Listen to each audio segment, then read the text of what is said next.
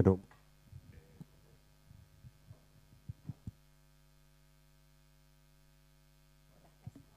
muy buenas noches. ¿Se escucha? ¿Sí? Sí, fantástico. Muchas gracias por la invitación. La verdad es que es un gusto estar con vosotros. Lo primero, destacar la fantástica exposición que han montado acá.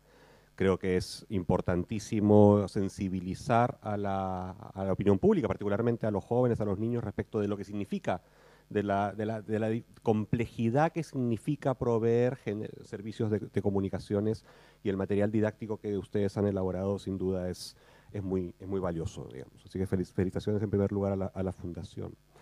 A ver, cierre de la brecha digital. Primera pregunta, ¿por qué es importante cerrar la brecha digital? ¿Por qué nos debiese resultar un desafío fundamental a todos los que estamos involucrados en los temas digitales el cerrar la brecha?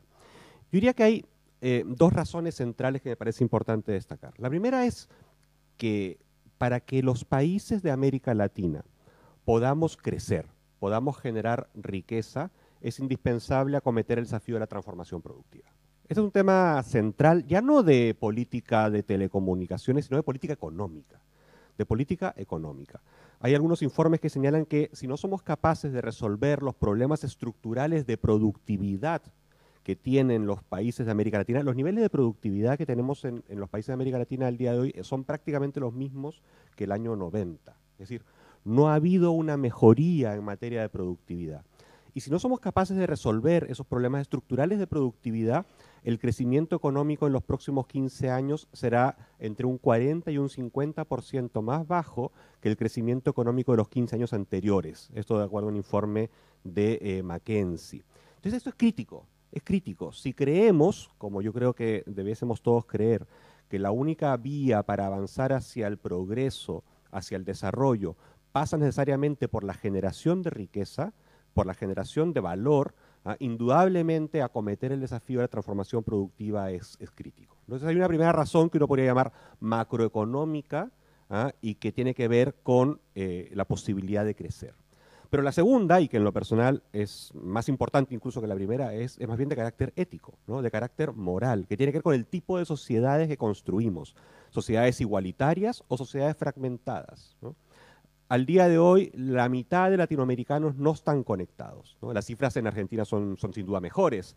1 de cada 3 argentinos no está conectado. ¿Pero qué significa eso en términos prácticos? Significa que la mitad de los latinoamericanos sigue viviendo en el siglo pasado, con acceso a la información, acceso al conocimiento, acceso a prestaciones básicas que son del siglo XX, mientras la otra mitad de latinoamericanos sí accede al conocimiento, sí accede a la información, o al menos tiene la posibilidad de acceder a él, ¿no? Sin duda hay matices en lo que acabo de decir, no es tan extremo, tan absoluto, pero efectivamente el hecho de acceder a Internet o no acceder a Internet marca una diferencia sustancial en términos de oportunidades de progreso personal, familiar, y tiene que ver nuevamente con el tipo de sociedades que queremos construir.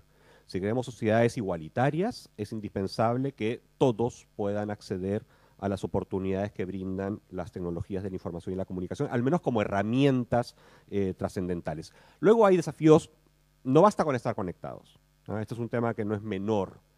No basta con cerrar la brecha digital en términos de disponer acceso. Luego la pregunta es qué hace uno con ese acceso, ¿no? ¿Qué potencialidades existen a partir de esa conectividad? ¿Qué servicios se pueden proveer? En fin, ¿no? En el ámbito productivo, por ejemplo, no basta con que las pequeñas y medianas empresas tengan una página web o usen el correo electrónico, requieren hacer comercio electrónico, requieren interactuar a través de sus cadenas productivas, integrando servicios, generando valor. Es decir, no basta con la conectividad, pero la conectividad es una condición necesaria. No suficiente, pero necesaria. Entonces, por lo tanto, cerrar la brecha digital es un imperativo económico para poder crecer, para podernos desarrollar, pero es además fundamentalmente un imperativo ético, un imperativo que tiene que ver con los valores y que tiene que ver con la construcción de sociedades que sean más igualitarias, ¿no? Entonces la pregunta es, ¿cómo hacemos esto? ¿Cómo hacemos para cerrar la brecha digital? Y lo primero es que uno tendría que caracterizar y entender por qué existe la brecha digital, ¿no? ¿Cuáles son las razones por las que existen personas no conectadas en pleno siglo XXI, ¿no? Con las tecnologías que conocemos, con la magia del 3G, del 4G, que no es magia, que sabemos que hay mucha infraestructura y muchos fierros detrás, no lo repetiremos, pero que efectivamente sabemos que tecnológicamente es posible conectar a todos, y sin embargo no todos están conectados, ¿no? Esa es una realidad. Entonces, si uno quisiera caracterizar por qué existe la brecha digital, yo diría que hay fundamentalmente tres tipos de razones, ¿vale? Uno tiene que ver, una razón más básica y más evidente, tiene que ver con la cobertura. Hay territorios no cubiertos, hay zonas del país que no tienen acceso a Internet, que no hay oferta de Internet. Y eso tiene que ver con la ruralidad, tiene que ver con la distancia, tiene que ver con que no existe un modelo que permite rentabilizar, sostenibilizar inversiones para poder llegar con las redes a ciertas zonas del territorio, ¿no? Se estima que del orden del 20% de los habitantes en América Latina no tienen oferta de conectividad. Entonces, hay una parte de la brecha que tiene que ver con no disponer de oferta, ¿eh? Hay un segundo elemento que es obviamente significativo en América Latina. Somos el subcontinente más desigual del mundo. Entonces, evidentemente hay familias que tienen restricciones de ingreso muy sustanciales que les impiden poder pagar por los servicios de conectividad. Entonces, quisieran conectarse, tienen oferta de Internet, pero no tienen la posibilidad mes a mes de pagar lo que significa el acceso a los servicios, ¿no? Entonces, hay una segunda razón que tiene que ver con la disponibilidad de pago. Y hay una tercera razón que tiene que ver con que todavía hay personas, hay familias que no le ven el valor a la conectividad, que no tienen una clara percepción del valor que supone estar conectados, ¿no? Mira, sí, esto suena muy bonito, pero ¿para qué? ¿No? ¿Para qué estoy conectado? La percepción de valor de la conectividad. Entonces, estos tres factores requieren mecanismos de intervención de distinta naturaleza, ¿no? Y esto es importante tenerlo presente. La brecha digital no se resuelve con políticas públicas unidimensionales o con esfuerzos unidimensionales, sino que requieren estrategias que son bastante más complejas que las que aparecen a primera vista. En particular porque la brecha más importante es la que se deriva de la restricción de ingreso de las personas, ¿no? No es la de la oferta de servicios, sino que es de la capacidad de pago. En las zonas urbanas hay personas que no están conectadas a Internet porque no pueden pagar por el servicio. Esa es una realidad, ¿no? Entonces, las políticas públicas tienen que ver con aquello. Entonces, para ir al menos a los dos factores más significativos. Lo primero, al menos lo que demuestra la experiencia internacional, es que tratar de expandir al máximo lo que el mercado puede ofrecer es el instrumento más poderoso y más potente para avanzar en el cierre de la brecha digital. Y la experiencia en América Latina y en Argentina no es la excepción, así lo demuestra, ¿no? El avance que hemos tenido gracias a las tecnologías inalámbricas, la telefonía móvil de la segunda, la tercera generación y la cuarta generación que ya están presentes, en términos de cobertura, en términos de reducción de precios, en términos de innovación, son los que han permitido reducir las brechas que existían de manera significativa, ¿no? en los últimos 10 años. Hay una buena noticia en ese sentido, es decir, los avances en materia de incorporación de personas, de familias, de argentinas y argentinos a la economía digital, a la sociedad de la información, es muy notable, ¿ah? Y América Latina en ese sentido puede sacar pecho por lo que se ha avanzado en materia de inclusión digital en los últimos 15, 20 años. Es sin duda un caso de éxito, pero no nos podemos quedar conformes con los avances parciales cuando, insisto, todavía tenemos una parte de nuestra población que no accede a servicios que son hoy día básicos en pleno siglo XXI, ¿no? Entonces,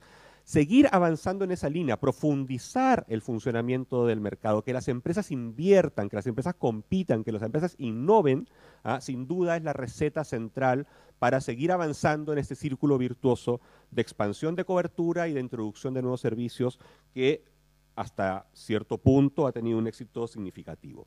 Pero luego eso se requiere complementar con instrumentos de política pública expresamente definidos para poder acercarnos a sectores más alejados, donde los costos de despliegue son más altos, donde la rentabilidad de los proyectos, de la perspectiva de la empresa privada, son mucho más discutibles o son negativos. Entonces, allí los instrumentos de complementariedad y de subsidiariedad son fundamentales, son claves, ¿no? Para extender la oferta, para llegar a zonas más apartadas, para complementar ese esfuerzo del sector privado. Pero acá la clave es, la palabra es complementar, ¿no? La complementariedad de los instrumentos, hacer que el mercado se expanda, que el mercado invierta, y para eso se requieren buenas políticas públicas, se requiere un marco regulatorio que dé confianza, que dé estabilidad, con seguridad jurídica, que se favorezcan los instrumentos, los insumos esenciales, como por ejemplo el acceso al espectro radioeléctrico, es decir, un conjunto de elementos que tienen como foco el favorecer la máxima expansión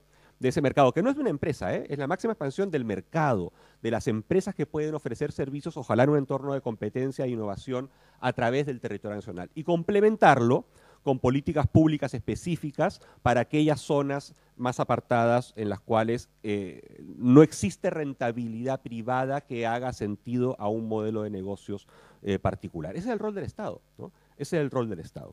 Y en ese ámbito hay mucho espacio para innovar, para buscar soluciones creativas. Telefónica con Facebook, por ejemplo, en Perú han lanzado un proyecto que se llama Internet para Todos, que tiene que ver con buscar justamente cómo se reducen de manera significativa los costos de despliegue,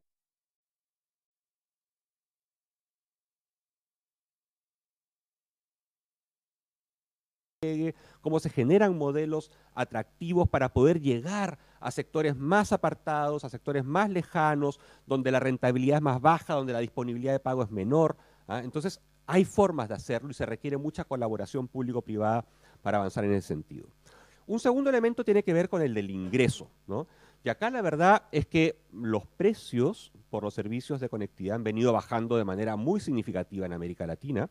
El ARPU, que es un indicador de ingreso promedio por usuario que genera cada persona que está conectada a la red, son de los más bajos del mundo los que tenemos en América Latina al día de hoy. Menos de $10 al mes es lo que cada uno de nosotros en promedio contribuye a financiar toda esa infraestructura que hemos visto. Es realmente poco. Si uno lo compara con los $35 al mes que financia cada europeo a la red de telecomunicaciones móviles de Europa, o a los $45 al mes que en promedio cada norteamericano aporta para financiar las redes de Estados Unidos, ¿no? Entonces, con $10 al mes, o menos de $10 al mes, 8, y va bajando además a una velocidad muy significativa, hay que hacer muchas cosas, ¿no?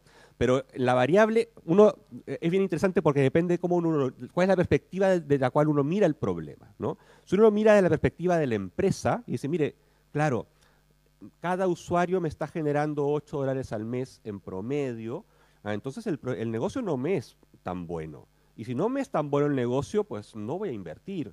Y si voy a llegar a lugares más apartados que me cuestan más y donde además está correlacionado con la pobreza, porque los que viven en esos sectores rurales en general son más pobres, o sea, me cuestan más y me van a pagar menos, entonces el proyecto desde el punto de vista privado es súper malo, ¿no?